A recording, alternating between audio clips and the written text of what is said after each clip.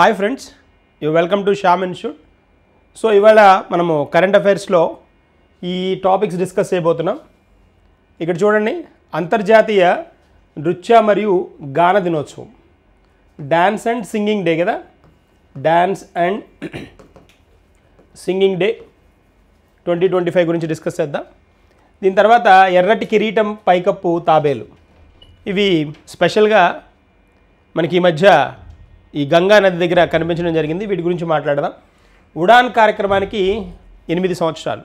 ఉడాన్ ఉంది కదా, UDAN, ఉడాన్, ఉడే దేశ్ ఆమ్ నాగరిక్, ఉడే దేశ్ ఆమ్ నాగరిక స్కీమ్ ఉంది కదా, దాని గురించి మాట్లాడదాం. తర్వాత sachet app, sachet or sachet app అంటాం, ఈ అప్లికేషన్ గురించి మాట్లాడదాం. నిన్న కూడా ఒక అప్లికేషన్ గురించి మనం డిస్కస్ చేసాం కదా. ఆ తర్వాత ఇప్పుడు ఇంకొత్త అక్ష్వి కదా, నిన్న డిస్కస్ చేసిన అప్లికేషన్ అక్ష్వి, ఇది వచ్చేటప్పటికి సచత్. ఈ రెండు దగ్గరగా ఉండేవే, కొంత వేరియేషన్ ఉంది, అది మాట్లాడుకుందాం మనం. నెక్స్ట్ వన్ వచ్చేటప్పటికి IPLలో వైభవ్ ఫాస్ట్ సెంచరీ రికార్డు కదా, వెరీ స్పెషల్. గుజరాత్ రాజస్థాన్కి జరిగిన ఈ IPLలో మనవాడు విజృంభించాడు కదా, 35 బాళ్ళల్లో 100 కొట్టేశాడు కదా, వైభవ్ సూర్యకుమార్, అతని గురించి మాట్లాడదాం. కిలిమంజారో, ఈ కిలిమంజారో మీదకి ఒక 72 ఏళ్ల ఆవిడ కిలిమంజారో పర్వతం ఎక్కడం జరిగింది, దాని గురించి డిస్కస్ చేద్దాం. ఇవి మనకి ముఖ్యాంశాలు. వీటితో పాటు కొన్ని అదనపు అంశాలు కూడా డిస్కస్ చేద్దాం. వాటిలో భాగంగా మొదటిగా మనం బందర్ అబ్బాస్ పోర్ట్, ఇది వార్తల్లో ఉంది. బందర్ అబ్బాస్, ఇదిగోండి ఇక్కడ చూడండి, కనిపిస్తుంది కదా, ఇదిగోండి. ఈ పోర్ట్ ఏంటి అంటే, దీని స్పెషాలిటీ, దీని ఎందుకు వార్తల్లో ఉంది అని అంటే, అసలు ఈ పోర్ట్ ఎక్కడిది అనేది చూద్దాం. మనకి జనరల్గా రవాణాలో సోడియం పెర్కోలరేట్ రాకెట్ అనమాట, రాకెట్ ఫ్యూయల్ అంటాం దీన్ని. Sodium పెర్కోలరేట్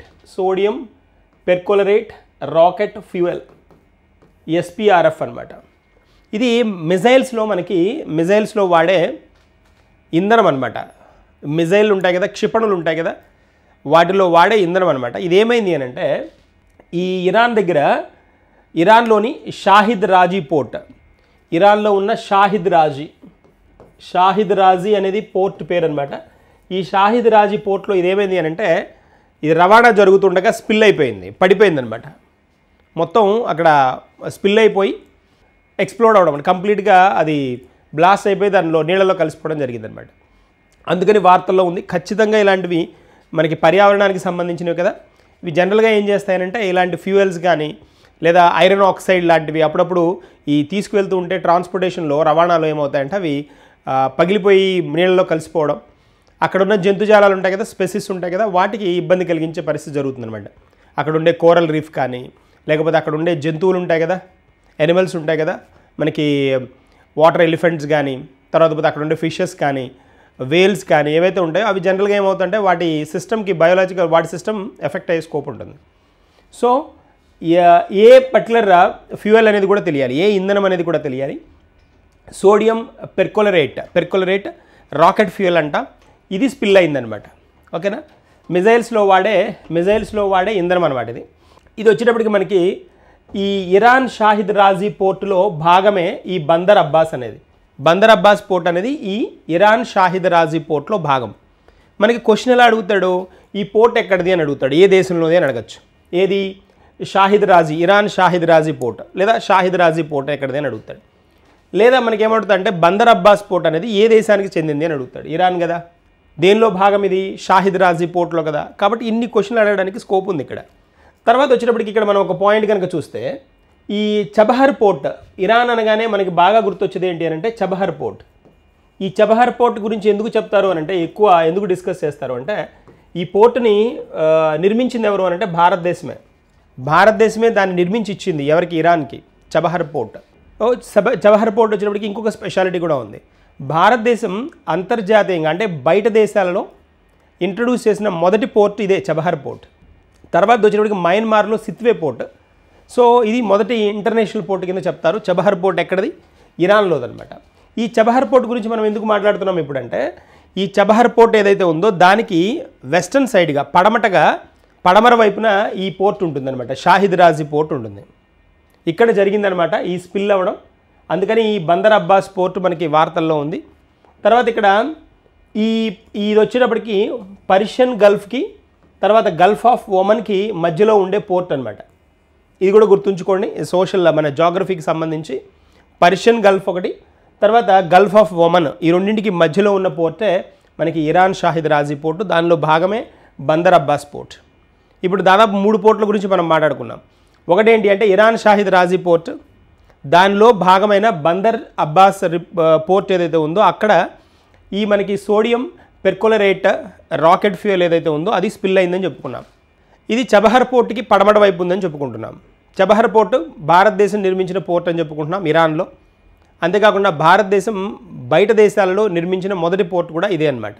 that is a point. రెండవ పోర్ట్ ఏంటి అంటే సిత్వే అంటారు, సిత్వే పోర్ట్. ఈ సిత్వే పోర్టు ఇది మొదటిది భారతదేశం మన అంతర్జాతీయంగా అంటే బయట దేశాలలో నిర్మించిన మొదటి పోర్ట్ చబహర్ పోర్ట్. రెండవది వచ్చేటప్పటికి సిత్వే పోర్ట్, ఇది ఎక్కడ అంటే మయన్మార్లో అనమాట. సిత్వే మయన్మార్ ఇక్కడదనమాట. That is a point. So next వన్కి వెళ్దాం. మూవ్ అవుదాం. ఎర్రటి కిరీటం పైకప్పు తాబేలు అంటాం. ఇది కూడా ఇక్కడ కనిపిస్తుంది చూడండి, ఎర్రటి కిరీటం కలిగిన తాబేలు. పైకప్పు ఎర్రటి కిరీటం లాగా ఉంటుందన్నమాట. వీటికి రెడ్లీ ఆలివ్ టర్టిల్స్ అని ఉంటాయి. మనకి గహిర్మాత ఒడిస్సా బీచ్లో వాటిని పట్టుకున్నారు కదా, వాటిని దొరికాయి. అవి వాటిని ప్రొటెక్ట్ చేయడానికి కొన్ని సంస్థలు ముందుకు రావడం జరిగింది స్వచ్ఛందంగా. ఇక్కడ ఇదేంటి అని అంటే రెడ్లీ ఆలివ్ టర్టిల్స్ అవి కూడా తాబేళ్ళు చిన్న చిన్న సైజు ఉంటాయి, స్మాల్ సైజు ఉంటాయి. వాటిని ఏంటి అని అంటే ఈ ఫిషింగ్ ప్రాసెస్ ద్వారా లేకపోతే మనకి ఫిషింగ్ చేస్తారు కదా, చేపలను పడుతున్నట్టుగా వాటిని పట్టేసేసి తినేస్తారు జనరల్గా. సో అందుకని వాటి సంఖ్య తగ్గుతోంది, అవి కూడా ఇబ్బందికర పరిస్థితుల్లో ఉన్నాయని వార్తల్లో విన్నాం. ఇప్పుడు మనం మాట్లాడుతోంది ఏంటి అని అంటే ఇక్కడ కనిపిస్తోంది ఏంటి అని అంటే ఎర్రటి కిరీటం పైకప్పు తాబేళ్ళు అనమాట. ఈ తాబేళ్ళు మనకి రీసెంట్గా ఈ RCRT అంటాం, రూఫ్ టర్టిల్స్ అంటాం. రూఫ్ టర్టిల్స్ ఇవేంటి అని అంటే రెడ్ క్రోన్ రూఫ్ టర్టిల్స్ అంటారు. క్రోన్ అంటే కిరీటం, రెడ్ అంటే ఎర్రని, రూఫ్ అంటే పైకప్పు, టర్టిల్ అంటే తాబేలు. ఓకేనా. RCRT అంటాం. RCRT గుర్తుపెట్టుకోవడానికి అంతే.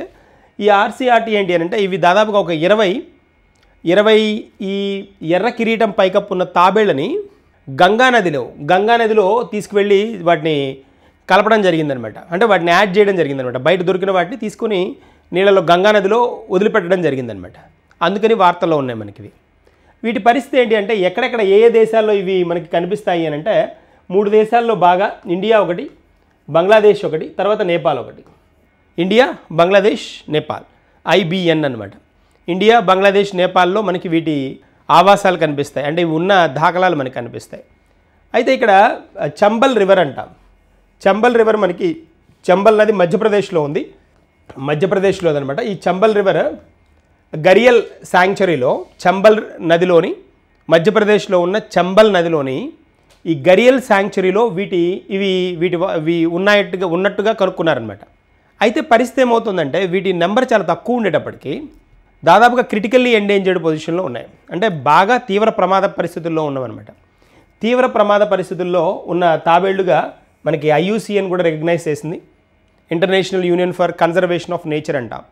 International union for conservation of nature ఇది కూడా చెప్పడం జరిగిందనమాట. IUCN తీవ్ర ప్రమాద స్థితిలో ఉన్న తాబేళ్ల రకం ఇది అని అనౌన్స్ చేయడం కూడా జరిగింది. IUCN రెడ్ బుక్ ఉంటుంది కదా, IUCN రెడ్ బుక్ అని ఉంటుంది, దీనిలో మెన్షన్ చేయడం జరిగిందనమాట. రెడ్ బుక్ అనగానే మళ్ళీ సో ఇక్కడ ఈ రెడ్ బుక్లో దీన్ని అనౌన్స్ చేయడం కూడా జరిగింది, క్రిటికల్లీ ఎండేంజర్డ్ పొజిషన్లో ఉన్నట్టుగా అనమాట.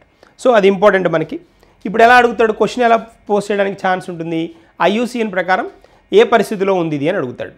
ఎండేంజర్డా, డేంజర్డా, క్రిటికల్లీ ఎండేంజర్డా, లేకపోతే వల్నరబుల్లా, ఎక్స్టింక్టా అంటాడు. ఎక్స్టింక్ట్ అంటే అంతరించిపోవడం, వల్నరబుల్ అంటే ప్రమాద స్థితిలో ఉండడం, ఫస్ట్ స్టేజ్లో ఉండడం, క్రిటికల్లీ ఎండేంజర్డ్ అంటే అతి ప్రమాద స్థితిలో ఉండడం, తీవ్ర ప్రమాద స్థితిలో ఉండడం, అలాగనమాట. That's a point. సో ఇవి మనకి ఎర్రటి కిరీటం పైకప్పు గల తాబేళ్ళు, వీటి గురించి డిస్కస్ చేసాం. రీసెంట్గా ఎక్కడ వీటిని తీసుకువెళ్ళి గంగానదిలో కలిపారు అని అడుగుతాడు, గంగానదిలో జాయిన్ చేశారని అడుగుతాడు. అది ఉత్తరప్రదేశ్. గంగానది ప్రవహించే సిటీస్ ఏవైతే ఉన్నాయో ఆ సిటీస్ ఇస్తాడు మనకు ఆప్షన్స్లో. అది స్టైల్, క్వశ్చన్ అడిగే స్టైల్. ఓకేనా. So that's a point. Next వన్కి వెళ్దాం. ఉడాన్. ఈ ఉడాన్ కార్యక్రమం, ఉడాన్ అనేది ఒక ప్రోగ్రామ్ అనమాట. ఉడాన్ అంటే ఏంటి అంటే ఉడే దేశ్ ఆమ్ నాగరిక్ అంటాం. ఉడే దేశ్ ఆమ్ నాగరిక్, ఉడే దేశ్ ఆమ్ నాగరిక్. ఈ ఉడే దేశ్ ఆమ్ నాగరిక్ అంటే మనం ఏంటి అని అంటే దీనిలోనే ఉంది కదా, ఇది హిందీ వర్డ్ కదా, హిందీ కదా మనం వాడుతుంది. ఉడాన్ UDAN కదా, ఉడే దేశ్ ఆమ్ నాగరిక్. ఉడే అంటే పైకి ఎగరడం, దేశ్ అంటే దేశము, ఆమ్ నాగరిక్, ఆమ్ నాగరిక్ అంటే కామన్ మ్యాన్ అని. ఆమ్ ఆద్మీ పార్టీ ఉంది చూడండి, ఆమ్ ఆద్మీ పార్టీ అంటే కామన్ మ్యాన్స్ పార్టీ అని. సో ఆమ్ ఆద్మీని, కామన్ మ్యాన్ని ఫ్లైట్ ఎక్కించడం దీని ముఖ్య ఉద్దేశం అనమాట. ఈ కార్యక్రమం యొక్క ముఖ్య ఉద్దేశం ఏంటి అని అంటే కామన్ మ్యాన్ని కూడా ఫ్లైట్ ఎక్కించడం. ఇది డ్రీమ్ ప్రాజెక్ట్ అనమాట. ఎవరిది? మన నమో డ్రీమ్ ప్రాజెక్ట్ అనమాట. Namo's dream project, Narendra Modi's dream project ఇది. అంటే అఫోర్డబుల్ ప్రైస్కి, భరించే ఖర్చుకి మనం కూడా, కామన్ మ్యాన్ కూడా, అతి సామాన్యుడు కూడా విమానం ఎక్కగలగాలి అనేది ఈ కాన్సెప్ట్. దాన్నే ఉడే దేశ్ ఆమ్ నాగరిక్ అంటాం. ఈ ప్రోగ్రామ్ని అఫీషియల్గా 2016లో ప్రవేశపెట్టారు, అక్టోబర్ మంత్లో. అయితే దీనికి ఫస్ట్ ఉడాన్ బేస్ చేసుకొని ఫస్ట్ ఫేజ్ నడిచింది ఎప్పుడు అని అంటే మనకి 2017 ఏప్రిల్ 27న 2017 ఏప్రిల్ 27న మొదటి ఫ్లైట్ వెళ్ళడం జరిగిందనమాట, ఉడాన్ ఫ్లైట్. అది ఉడాన్ ఫ్లైట్ అలా 2017 నుంచి 2025 కదా, 2025కి మనకి ఈ 8 సంవత్సరాలు నిండడం జరిగిందనమాట. అదే 8 ఇయర్స్ పాటు. మరి మొదటిది ఎక్కడి నుంచి ఎక్కడి దాకా అంటే సిమ్లా నుంచి ఢిల్లీ దాకా మొదటి ఫ్లైట్ అనమాట. సిమ్లా నుంచి ఢిల్లీ దాకా ఫస్ట్ ఫ్లైట్ ఏది? ఉడాన్ ఫ్లైట్. అది గుర్తుంచుకోవాల్సిన అంశం మనకి ఇక్కడ. తర్వాత ఇక్కడ మనం కనుక ఒక్కసారి కనుక అబ్జర్వ్ చేస్తే 2014 టయానికి దాదాపుగా ఎయిర్పోర్ట్స్ మనకి 74 ఎయిర్పోర్ట్స్ ఉంటే వాటి నెంబర్ 2024కి వచ్చినప్పటికి 159కి వెళ్ళింది. అంటే సివిల్ ఏవియేషన్కి, అంటే పౌర విమానయానానికి భారతదేశం ఇస్తున్న ప్రాధాన్యత పెరిగింది. అంతేకాకుండా అందుబాటు ధరలో అందరూ విమానం ఎక్కగలిగే అవకాశాన్ని భారతదేశం ఇవ్వడానికి బాగా కృషి చేస్తోందనమాట. ఏ ప్రోగ్రాం ద్వారా? ఉడాన్ అనే ప్రోగ్రాం ద్వారా. ఉడాన్ అంటే ఏంటి? ఉడాన్ అంటే ఉడే దేశ్ ఆమ్ నాగరిక్ అనమాట. ఉడే దేశ్ ఆమ్ నాగరిక్, దట్స్ అ పాయింట్. ఓకేనా? That is a one. వెళ్దాం, నెక్స్ట్ వన్కి వెళ్దాం. ఎస్, మహువాడండ్ తోడేలు అభయారణ్యం. ఇది చాలా చాలా ప్రత్యేకమైనది, మనకి భారతదేశంలో ఒకటే ఉంది. ఇది మహువాడన్ తోడేలు అభయారణ్యం. ఇది ఎక్కడ ఉంది అని అంటే వోల్ఫ్ శాంక్చురీ అనమాట. వోల్ఫ్ శాంక్చురీ అంటాం. ఇది మనకి జార్ఖండ్లో ఉందన్నమాట. ఎక్కడ? జార్ఖండ్లో ఉంది. ఇది చాలా స్పెషల్ వన్. ఇది ఎందుకు అని అంటే లిమిటెడ్ ఉన్న సంఖ్య, వీటిది కూడా లిమిటెడ్ ఉంది. ఈ అభయారణ్యం మనకి, ఈ జార్ఖండ్లోని అభయారణ్యం 1976లో దీన్ని స్థాపించడం జరిగింది. అంటే మనకి ఈ తోడేళ్లకు సంబంధించి ఆ గ్రే కలర్లో ఉండే తోడేళ్ళు ఏవైతే ఉన్నాయో వాటికి సంబంధించి భారతదేశంలో ఉన్న ఏకైక శాంక్చురీ ఇదేనమాట, అభయారణ్యం ఇదేనమాట. సో అయితే ఇక్కడ ఇది ఎక్కడుంది అని అంటే పల్మావ్ టైగర్ రిజర్వ్లో ఉందన్నమాట. పల్మావ్ టైగర్ రిజర్వ్లో ఇది ఉండడం జరిగింది. ఇక్కడ ప్రవహించే నది కూడా ఒకటి స్పెషల్ నది ఉంది, ఒకటి బుర్వా అనమాట, బుర్హా నది. తర్వాత 1972 మనకి వైల్డ్ లైఫ్ ప్రొటెక్షన్ యాక్ట్ ఉంది కదా, దాని ప్రకారం వీటిని, ఈ పర్టికులర్ వల్ఫుల్ని కూడా వాటిలో చేర్చడం జరిగిందనమాట. వీటిని, ఈ పర్టికులర్ టైగర్ రిజర్వ్ యాక్ట్ ఉంది కదా 1972 యాక్ట్లో ఇవి కూడా ఉండడం జరిగిందనమాట మనకి. అయితే ఇక్కడ ఒక స్పెషల్ థింగ్ ఉంది. ఈ గ్రే తోడేళ్ళకి చాలా స్పెషల్ హిస్టరీ కూడా ఉంది. ఇక్కడ ఉండే ట్రైబల్ గ్రూప్స్ ఏవైతే ఉంటాయో, డిఫరెంట్ తెగల వాళ్ళు ఉంటారు కదా, షెడ్యూల్డ్ తెగల వాళ్ళు ఉంటారు కదా, వాళ్ళు ఒక పర్టికులర్ సీజన్ని అంటే సర్నా ఫెయిత్ అంటారు. సర్నా ఫెయిత్ తెగ. సర్నా ఫెయిత్ అంటే ఏంటి అని అంటే, సర్నా ఫెయిత్ అనేది ఈ వింటర్ కాలం అది వచ్చినప్పుడు ఏం చేస్తారు అంటే వీళ్ళు అడవుల్లోకి అది వెళ్ళరనమాట. అడవిలోకి వెళ్ళడాన్ని ఆపేస్తారు. వీళ్ళ జీవనాధారాన్ని వేరే జీవనాధారం వైపు వెళ్తారు, కానీ దీని అడవుల్లోకి వెళ్ళరు అనమాట. ఎందుకంటే అది ఈ వుల్ఫ్ యొక్క బ్రీడింగ్ స్టేజ్ అనమాట. ఆ బ్రీడింగ్ స్టేజ్లో ఏంటి అంటే చాలా పవర్ఫుల్గా ఉంటాయి ఈ వుల్ఫ్లు. ప్రాణాలను కూడా పణంగా పెట్టి వెళ్ళాల్సి వస్తుంది. అందుకని ఆ టైంని ఏమంటారంటే వీళ్ళు సర్నా ఫెయిత్ అంటారు. సర్నా ఫెయిత్ టైంలో ఆ అడవిలోకి ఎవరు వెళ్ళరు. చాలా క్రూరమైన జంతువు, తోడేలు క్రూరమైన జంతువే కదా, సో వైల్డ్ యానిమల్ కదా. సో అందుకని స్పెషల్ థింగ్ అనమాట అది. అక్కడ ఈ తెగల వాళ్ళు ఫాలో అయ్యే ఒక రూల్ కూడా అది. ఇవి ఏంటి అంటే గ్రే కలర్లో ఉంటాయి, గ్రే కలర్లో ఉండే తోడేళ్ళు ఇవి. తర్వాత ఇక్కడ ఇంకొక మనం స్పెషల్ పాయింట్ కూడా చెప్పుకోబోతున్నాం, చాలా special point. The man behind the India's only wolf sanctuary. Wolf sanctuary ఏదైతే ఉందో, మహువాడన్ శాంక్చురీ ఏదైతే ఉందో, దీని వెనక ఒక స్పెషల్ పర్సన్ ఒకడు ఉన్నారు. ఈయన వోల్ఫ్ మ్యాన్ ఆఫ్ ఇండియా అని కూడా పిలుస్తారు. ఎస్పి షాహి. ఈయన IFS ఆఫీసర్ అనమాట, ఇండియన్ ఫారెస్ట్ సర్వీసెస్ ఆఫీసర్. ఈ ఇండియన్ గ్రే వోల్ఫ్స్ వీటిని కాపాడడంలో, వాటిని ప్రొటెక్ట్ చేయడంలో, వాటి పరిరక్షణలో చాలా కృషి చేసిన వ్యక్తి అనమాట. ఇతను చాలా కృషి చేసిన వ్యక్తిగా చెప్తా. ఎవరు? ఎస్పి షాహి, ఎస్పి షాహి అనమాట, ఐఎఫ్ఎస్ ఆఫీసర్. నెక్స్ట్ వన్కి వెళ్దాం. Yes, sachet application, sachet, SACHET. మనం నిన్న చెప్పుకుంటూ అక్ష్వి గురించి మాట్లాడాం. అక్ష్వి అప్లికేషన్ గురించి నిన్నటి సెషన్లో చెప్పాను నేను. 28వ తారీఖు మనం డిస్కస్ చేసుకున్న కరెంట్ అఫైర్స్ చెప్పుకున్నాం. సో ఇదేంటి అని అంటే, దేనికి అక్ష్వి అని అంటే, మనకి క్షితి వివరణ అనుకున్నాం కదా. ఆపద కాలంలో అంటే ఏమన్నా విపత్తులు వచ్చినప్పుడు ఆపద కాలంలో మనకి జనరల్గా ఎందువల్ల వచ్చింది ఈ పర్టికులర్ విపత్తు, దీనికి కారణాలు ఏంటి, ఇలాంటి అంశాలన్నింటి మనం రికార్డెడ్ ఇన్ఫర్మేషన్ తెలుసుకోవడానికి మనము అక్ష్వి డిజిటల్ వ్యాలెట్ అని చెప్పుకున్నాం. అక్ష్వి డిజిటల్ వ్యాలెట్. ఈ డిజిటల్ వ్యాలెట్ చెప్పినప్పుడు ఒక పాయింట్ నేను యాడ్ చేయలేదు, అది ఇప్పుడు యాడ్ చేస్తున్నాను ఆ పాయింట్ని. దీన్ని ఈ అక్ష్వి అనే ప్రోగ్రామ్ని ఎవరు ఇంట్రడ్యూస్ చేశారు అంటే సీడ్స్ అనమాట. సీడ్స్ అనే నాన్ ప్రాఫిట్ ఆర్గనైజేషన్, ఇది లాభాపేక్ష లేని ఒక సంస్థ అనమాట. సీడ్స్ అంటారు. సీడ్స్ అంటే ఏంటి అని అంటే sustainable environment and ecology, environment and ecology development society. Seeds అనే ఒక నాన్ ప్రాఫిట్ కంపెనీ, NGO అనుకోండి, నాన్ గవర్నమెంటల్ ఆర్గనైజేషన్ అనుకోండి, సింపుల్గా గుర్తుంటుంది. ఈ NGO వాళ్ళు ప్రవేశపెట్టారన్నమాట అక్ష్విని, NGO. అలాగే ఇక్కడ సాచెట్ వచ్చేటప్పటికి ఇది కూడా సేమ్ అలాంటిదే. ఇది కూడా విపత్తులకు సంబంధించిందే. సహజ విపత్తులు ఏవైతే ఉంటాయో వాటికి ముందు జాగ్రత్త కోసం ఈ సాచెట్ అనువర్తనాన్ని, అప్లికేషన్ని వాడతారనమాట. సహజ విపత్తుల కోసం. సహజ విపత్తులు ఉంటాయి కదా, న్యాచురల్ కెలామిటీస్ అంటాం. Natural calamities or natural disasters ఉంటాయి కదా, అలాంటి వాటి కోసం అనమాట, సహజంగా వచ్చేవి వాటి కోసం. సో ఇప్పుడు ఇక్కడ వచ్చేటప్పటికి దీన్ని మనకి అనౌన్స్ చేయడం కూడా జరిగింది. సాచెట్ అప్లికేషన్ గురించి మనకి 121వ మన్ కీ బాత్ జరిగింది రీసెంట్గా, వెరీ రీసెంట్గా. మనకి 27th 4th 2025 అంటే మొన్న ఆదివారం రోజు జరిగిందనమాట. ఇవాళ ట్యూస్డే కదా, Monday, Sunday. 27th 4th 25th మనకి ఏంటి అంటే మన్ కీ బాత్ 121వ ప్రోగ్రాం జరిగింది. మన్ కీ బాత్ తెలుసు కదా, రేడియో ప్రోగ్రామ్. దానిలో ప్రధానమంత్రి అతని మనసులోని మాటని చెప్తారు కదా, పబ్లిక్ని అడ్రస్ చేస్తూ చెప్తారు కదా. సో దానిలో భాగంగా ఈ యాప్ గురించి మాట్లాడడం జరిగిందనమాట. దీని ప్రాముఖ్యత గురించి, సహజ విపత్తుల గురించి తెలుసుకోవాలంటే ఈ అప్లికేషన్ ఎలా పనిచేస్తుందనే దాని గురించి మాట్లాడడం జరిగింది. That is a point. So ఇక్కడ దీన్ని 12 భాషల్లో అందుబాటులో ఉంచుతున్నారు. దీన్ని ఎవరు ప్రవేశపెడుతున్నారు అంటే NDMA, national disaster management authority. National disaster management authority అనమాట. Management authority. ఇది మనకి న్యూఢిల్లీలో ఉంది కదా, న్యూఢిల్లీలో కేంద్ర ప్రధాన కార్యాలయం ఉంది. ఇది ప్రవేశపెట్టడం జరిగిందనమాట. మనకి అక్ష్వి అప్లికేషన్ దేనికి, విపత్తుల గురించి ఉన్న ఇన్ఫర్మేషన్ని, దానికి రీజన్ ఏంటి తెలుసుకోవడం కోసం అక్ష్వి వాడుతున్నారు. అక్ష్వి అప్లికేషన్ ఎవరు ఇంట్రడ్యూస్ చేశారంటే seeds sustainable environment and ecology development society, seeds అంటాం, అదే అనమాట. That's a point. తర్వాత నెక్స్ట్ వన్కి వెళ్దాం. AI కిరణ్. ఈ AI కిరణ్ అనేది కూడా ఈ ఇనిషియేటివ్, ఇది ఒక చొరవ. AI కిరణ్ ఖచ్చితంగా అడుగుతాడు. Artificial intelligence Kiran.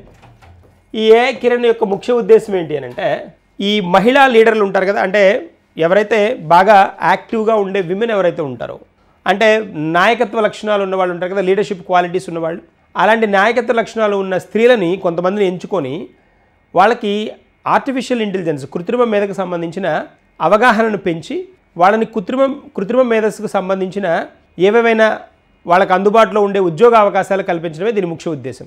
సో ఇక్కడ చూడండి, స్త్రీ నాయకత్వ లక్షణాలు నాయకురాళ్ళు ఎవరైతే ఉంటారో వాళ్ళని ఏ పరంగా అభివృద్ధి చేయడానికి ఆర్టిఫిషియల్ ఇంటెలిజెన్స్ ద్వారా వాళ్ళని అభివృద్ధి చెందించాలి అనేది ఈ ప్రోగ్రామ్ యొక్క ముఖ్య ఉద్దేశం. అంటే వీళ్ళ అంచనా ఎందుకు ఇట్లా విమెన్ మీదే ఫోకస్ చేస్తున్నారంటే, ఓవరాల్గా మనకు కొన్ని గణాంకాలు చెప్తున్నాయి. 33% మాత్రమే మనకి జూనియర్ లెవెల్లో లీడర్షిప్ క్వాలిటీస్ ఉన్న విమెన్ ఉన్నారు ఇండియాలో. ఏది జూనియర్ లెవెల్లో. అదే సీనియర్ లెవెల్లో అయితే 19% మాత్రమే ఉన్నారు. 65% పురుషులు మనకి పెద్ద పెద్ద డైరెక్టర్లు, గవర్నర్లు, హెడ్లు ఇలాంటి పొజిషన్లో ఉన్నారు. కంపెనీ సెక్రటరీస్, పెద్ద పెద్ద పొజిషన్లో ఉన్నవాళ్ళు దాదాపు 65% ఉన్నారు పురుషులు. కానీ స్త్రీలు ఏమవుతుందంటే ఈ లీడర్షిప్ క్వాలిటీస్ తక్కువ ఉంటున్నాయి కాబట్టి వాటిని పెంపొందించడానికి ఈ మార్గాన్ని ఎంచుకున్నారనమాట. సో అంటే ఏంటి, AI మార్కెట్ అంటే మన కృత్రిమ మీద మార్కెట్ 2027 నాటికి $17 బిలియన్ చేరుతుంది అన్నప్పుడు దాన్ని పొందిపుచ్చుకోవాలి అంటే, దాన్ని కంట్రోల్ చేయాలి అని అంటే ఖచ్చితంగా స్త్రీ నాయకురాళ్ళు ముందుకు రావాలి. విమెన్ లీడర్షిప్ ఇంపార్టెంట్ అనే కాన్సెప్ట్ తోటి మనకి ఏఐ కిరణ్ అనే ఆవిష్కరణను తీసుకురావడం జరిగిందనమాట. ఈ చొరవను తీసుకురావడం జరిగింది. That is a point. Next వన్కి వెళ్దాం. ఇక్కడ ఒక special hero of the day కనిపిస్తున్నాడు కదా. Yesterday he was the hero అనమాట. ఎస్టర్డే హీరో ఇతను ఇక్కడ కనిపిస్తున్నాడు కదా, hero more than a hero. So ఇక్కడ మనకు కనిపిస్తున్న very young boy Vaibhav fast century అనమాట. ఫాస్టెస్ట్ సెంచరీ కాదు, ఫాస్ట్ సెంచరీ. ఓకేనా. సో 104 రన్స్, 100 రన్స్ 35 బాళ్ళలో కొట్టేశాడు కదా. Very special, biggest boy. Like 14 సంవత్సరాల వయసులోనే 100 రన్స్ కొట్టేసేసాడు. కనిపిస్తున్నాడు కదా మనకి ఇక్కడ ఈ యంగ్ కిరణం అనమాట. ఓకే, తరంగం అనమాట, యంగ్ తరంగం అనమాట. సో ఇక్కడ న్యూస్ ఏంటి అని అంటే, మనం ఒకసారి ఈ సెంచరీల లిస్ట్ చూద్దాం. ఒకసారి ఈ రికార్డులు మనం కనుక చూస్తే ఒకసారి ఇక్కడ అబ్జర్వ్ చేయండి. దీనిలో మనకి ఓవరాల్ రేటింగ్లో అంటే తక్కువ బాల్స్లో 100 రన్స్ కొట్టిన వాళ్ళలో మనకి క్రిస్ గేల్ ఫస్ట్ లిస్ట్లో ఉన్నారు. ఇక్కడ క్రిస్ గేల్ దేనిలో అంటే ఇప్పుడు మనకి చిన్నస్వామి స్టేడియం బెంగళూరులో 23 ఏప్రిల్ 2013లోనే ఉంది ఆ రికార్డ్. పూణే వారియర్స్ ఇండియా మీద ఐపీఎల్వే, ఇవన్నీ ఐపీఎల్ పార్ట్లోవే. పూణే వారియర్స్ మీద అపోనెంట్ రాయల్ ఛాలెంజ్ బెంగళూరు వాళ్ళు. దెన్ ఆ టీం నుంచి ఉన్న క్రిస్ గేల్, రాయల్ ఛాలెంజ్ టీంలో ఉన్న క్రిస్ గేల్ ఈ ఫీట్ని రీచ్ అవ్వడం జరిగింది 2013లో అనమాట. ఇతని తర్వాత ఇప్పుడు నెక్స్ట్ వైభవ్ సూర్యవంశీ కదా, వైభవ్ సూర్యవంశీ ఇతను సెకండ్ పర్సన్ అనమాట. రాజస్థాన్ రాయల్స్కి టీంకి చెందిన వ్యక్తే ఇతను కూడా. ముందు అతను కూడా రాయల్ ఛాలెంజర్స్ కదా, ఇతను రాయల్ ఛాలెంజర్స్, ఇప్పుడు రాజస్థాన్ రాయల్స్. ఎవరితో ఆడిన ఈవెంట్ ఇది? గుజరాత్ టైటాన్స్తో ఆడిన ఈవెంట్. ఎక్కడ జరిగింది ఇక్కడ అంటే మనకి సవాయ్ మాన్సింగ్ స్టేడియం జైపూర్లో జరిగింది. 28 ఏప్రిల్లో జరిగింది. దాంట్లో 35 బాల్స్కి 100 కొట్టేశాడు మనవాడు, 35 బాల్స్. ముందు రికార్డ్ ఎంత? 30 బాల్స్. ఇతని తర్వాత ఎవరున్నారంటే యూసఫ్ పఠాన్ ఉన్నాడు, తర్వాత David Miller, next Travis head వీళ్ళు ఉన్నారనమాట. బట్ ఎనీవేస్ ఈ రెండు మనకి ఇంపార్టెంట్ పార్ట్లు కదా. 37, 38, 39 వీళ్ళు వరుసగా ఉన్నారు. ప్రజెంట్ మనకి రికార్డ్ ఎంత? 35 కదా. ఫాస్టెస్ట్ ఎవరు? క్రిస్ గేల్ 30 బాల్లో 100, ఇతను 35 బాలలో 100 అనమాట. That speciality. ఎవరు? వైభవ్ సూర్యవంశీ. ఎవరి మీద జరిగిన మ్యాచ్ ఇది? ఎవరెవరికి జరిగిన మ్యాచ్? రాజస్థాన్ రాయల్స్కి గుజరాత్ టైటాన్స్కి జరిగిన మ్యాచ్లో. ఈ belongs to which team? Rajasthan Royals కాబట్టి పాయింట్ అది. ఎన్ని బాల్స్? 35 బాల్స్. ఎక్కడ జరిగింది ఈవెంట్? జైపూర్ స్టేడియం, మాన్సింగ్ కదా, సవాయ్ మాన్సింగ్ స్టేడియంలో జరిగింది, జైపూర్. That's a point. చలో, దట్స్ అ స్పెషల్. ఇంకొన్ని స్పెషల్ థింగ్స్ చూద్దాం మన వైభవ్ గురించి. ఇక్కడ చూడండి కొన్ని పాయింట్స్. కొన్ని అడిషనల్ పాయింట్స్ చూద్దాం. T20 క్రికెట్లో సెంచరీ చేసిన పిన్న వయస్కుడిగా వైభవ్ 14 రోజులు అనమాట ప్రపంచ రికార్డు సృష్టించాడు. గతంలో ఈ రికార్డు భారత్కే చెందిన మహారాష్ట్ర ప్లేయర్ అయిన విజయ్ జోల్ పేరుతో ఉంది. అతను 18 ఇయర్స్ అనమాట, మనవాడు 14 ఇయర్స్. మహారాష్ట్ర ప్లేయర్ T20 క్రికెట్లో సెంచరీ చేసిన పిన్న వయస్కుడిగా వైభవ్ 14 రోజులు. అది అంతకుముందు రికార్డ్ ఎవరి పేరు ఉందంటే మహారాష్ట్ర ప్లేయర్ విజయ్ జోల్ పేరు మీద 2013లో ఇతని పేరిట ఉందన్నమాట. ఇందాక కూడా మనం క్రిస్ గేల్ కూడా 2013 కదా చెప్పుకుంది. That's a part. తర్వాత ఇక్కడ ఐపీఎల్లో అర్ధ సెంచరీ చేసిన పిన్న వయస్కుడిగా వైభవ్ ఘనత వహించాడు. గతంలో అర్ధ సెంచరీ రికార్డు రియాన్ పరాగ్ 17 ఏళ్ల వయసు పాటు ఉండేది అర్ధ సెంచరీకి అనమాట, రియాన్ పరాగ్. సో ఇప్పుడు సెంచరీ రికార్డు మనీష్ పాండే 19 ఏళ్ల 253 రోజులు 2009లో అనమాట. ఈ రికార్డులు పక్కన పెడితే ఇది మాత్రం గుర్తుంచుకోండి, ఇంపార్టెంట్ వన్. అది సెంచరీ చేసిన పిన్న వయస్కుడు వైభవ్. ఎవరి రికార్డు అంటే గతంలో ఈ రికార్డు భారత్కి చెందిన మహారాష్ట్ర ప్లేయర్ విజయ్ జోల్ పేరు మీద ఉందన్నమాట. అతను 18 ఇయర్స్, మనవాడు 14 సంవత్సరాలు. ఐపీఎల్లో ఫాస్టెస్ట్ సెంచరీ చేసిన భారతీయ ప్లేయర్ గాను వైభవ్ గుర్తింపు పొందాడు. ఇప్పుడు ప్రెజెంట్ అనమాట. ఇది రికార్డ్ ఎవరి పేరు మీద ఉందంటే భారతీయుల వైపులో అయితే యూసఫ్ పఠాన్ పేరు మీద ఉంది. ఓవరాల్గా వరల్డ్ వైడ్ కనుక అయితే మనకి క్రిస్ గేల్ పేరు మీద ఉంది. ఆ పాయింట్ గుర్తుంచుకోవాలి. 37 బంతుల్లో యూసఫ్ పఠాన్ అయితే, ఇతను 35 బంతుల్లో. భారతదేశం నుంచి మనకి ఐపీఎల్ ఫాస్టెస్ట్ సెంచరీ చేసింది అయితే ఇతనే వస్తాడు. అదే కనుక ఓవరాల్గా కనుక అయితే క్రిస్ గేల్ ఉంటాడు. క్రిస్ గేల్ 30 బంతుల్లో కదా, ఇతను 35 బంతుల్లో. యూసఫ్ పఠాన్ 37 బంతుల్లో. That's a point. వెళ్దాం, నెక్స్ట్ వన్కి వెళ్దాం. ఇది ఒకసారి చూద్దాం. కిలిమంజారో మనకి తాంజానియాలో ఉన్న ఒక పర్వతం అనమాట. కిలిమంజారో దీన్ని అధిరోహించిన వ్యక్తి అనమాట. ఈవిడ 72 ఏళ్ల వయసులో ఉన్న ఈవిడ దీన్ని అధిరోహించడం జరిగింది. కిలిమంజారో పైకి వెళ్ళడం జరిగింది. ఈవిడ పేరు విద్యాసింగ్ అనమాట. విద్యాసింగ్ ఒక పారిశ్రామికవేత్త, ఇండస్ట్రియలిస్ట్ అనమాట.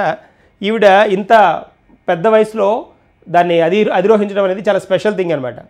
ఈవిడ చెప్పిన పాయింట్ ఏంటి అంటే ఓల్డెస్ట్ విమెన్గా ఈవిడ్ని లిస్ట్లో పెట్టారు. అయితే ఇక్కడ ఈవిడ అథ్లెట్ కూడా, అథ్లెట్ అవ్వడం ఒకటి, తర్వాత ఇంకోటి ఏంటి అంటే 2013 నుంచి ట్రెక్కింగ్ చేస్తున్నారు. ఈ పర్వతారోహణం ఇలాంటి వాటిని చేయడం ట్రెక్కర్స్ అంటారు కదా, ట్రెక్కింగ్ అంటాం కదా, ఆ ట్రెక్కింగ్లో ఈవిడ నిష్ణాతురాలు అనమాట. ఈవిడేమంటారు అంటే మరి ఎలా సాధ్యమైంది ఇది 72 సంవత్సరాల వయసులో అంటే ఇంట్లో నుంచి కదలడమే కష్టం, వాళ్ళ పని వాళ్ళు చేసుకోవడమే కష్టం. ఇలాంటి పర్వతాలు అవి ఎక్కాలంటే హై ఫిట్నెస్ ఉండాలి, చాలా హై స్ట్రాంగ్ ఫిట్నెస్ ఉండాలి. ఒక 2 సంవత్సరాలు 3 సంవత్సరాలు ఎలాంటి వ్యాధుల బారిన పడి ఉండకూడదు అనమాట. చాలా స్పెషల్ కండిషన్స్ ఉండాలి. ఫుడ్ కూడా హై డైట్ ఫుడ్ ఉండాలి. బాడీలో వెయిట్ చేంజెస్ చాలా తక్కువ జరుగుతూ ఉండాలి, ఎక్కువ జరగకూడదు. అన్ని కండిషన్స్ పెట్టుకొని ఎలా ఈవిడ అచీవ్ చేశారనేది స్పెషల్ థింగే. అయితే ఈవిడేం చెప్తారు అంటే దానికి రీజన్ గుడ్ జీన్స్ అని చెప్తారు. గుడ్ జీన్స్ అంటే జీన్స్ ట్రౌజర్, వేసుకునే ట్రౌజర్ కాదు. జీన్స్ అంటే మనకి వంశపారంపర్యంగా తల్లిదండ్రుల నుంచి వస్తున్న జీన్స్ అంటాం కదా, ఆ జీన్స్ కారణం మెయిన్. మా పేరెంట్స్ కూడా అంతే యాక్టివ్గా ఉండేవాళ్ళు, పెద్ద వయసు వాళ్ళు 90-100 దాకా కూడా బతికారు. వాళ్ళు యాక్టివ్గా వాళ్ళ పని వాళ్ళు చేసుకునేవాళ్ళు లాస్ట్ దాకా కూడా. 72 ఏజ్లో నేను రీచ్ అవ్వడానికి ఇదే మెయిన్ కారణం.